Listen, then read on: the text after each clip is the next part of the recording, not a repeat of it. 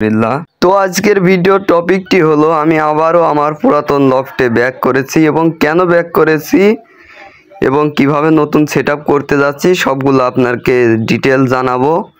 তো ভিডিওটি শেষ পর্যন্ত দেখবেন, একটুকু মিস করবেন না, তাহলে বুঝতে পারবেন না এবং জানতে পারবেন না। চলুন ভিডিওটি শুরু করা যাক।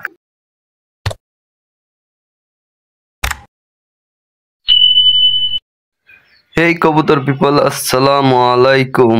This is Pigeon Lover. Welcome to my another new video.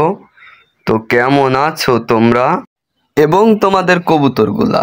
আল্লাহর রহমতে আমি এবং আমার কবুতরগুলা অনেক সুস্থ আছি, ভালো আছি, আলহামদুলিল্লাহ। তো আজকের ভিডিও টপিকটি হলো আমি আবারও আমার পুরাতন লফটে ব্যাক করেছি এবং কেন ব্যাক করেছি এবং কিভাবে নতুন সেটআপ করতে যাচ্ছি সবগুলো আপনাকে ডিটেল জানাবো।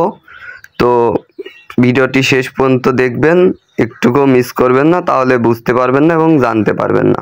চলুন ভিডিওটি শুরু করা যাক। তো আপনারা অনেকেই হয়তো জানেন এটা আমার পুরাতন লফট ছিল এবং এর ভিতর আমি ফ্যান্সি কবুতর পালন করতাম। তো আমি কিছু কারণবশত সে কবুতরগুলা বিক্রি করে দিই এবং আমার লফটটি পুরো খালি হয়ে যায় এবং খুবই সীমিত মাত্রায় দেশি কবুতর রাখছিলাম, যেগুলো আমি বাইরে খোপে ছেড়ে দিয়ে লালন পালন করতাম। তো আমি আবারও কবুতর বাড়াবো ইনশাল্লাহ, আবারও নতুন ফ্যান্সি কবুতর তুলবো।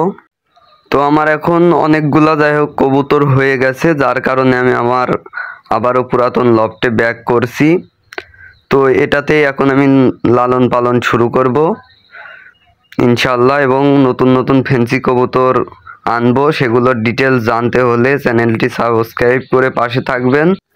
এবং আমি ভাবছি আমার এই লফটে আমি ঝুড়ির মাধ্যমে কবুতর লালন পালন করব।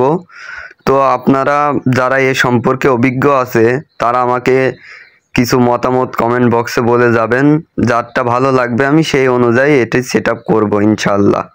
এবং আমি আমার লফটে দেওয়ার জন্য এই খোপটি তৈরি করেছি, এই খোপটিও এই লফটের ভিতরে দেওয়া হবে এবং বাদ বাকি সব ঝুড়ির সিস্টেমেই লালন পালন করা হবে। আমার কিছু কবুতর খোপে ছাড়া ডিম বাচ্চা করে না, যার কারণে আমি এই কিছু খোপ বানিয়েছিলাম আর কি এর ভিতরে দিব।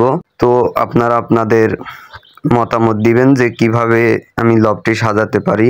তো আজকের ভিডিও এই পর্যন্তই ছিল।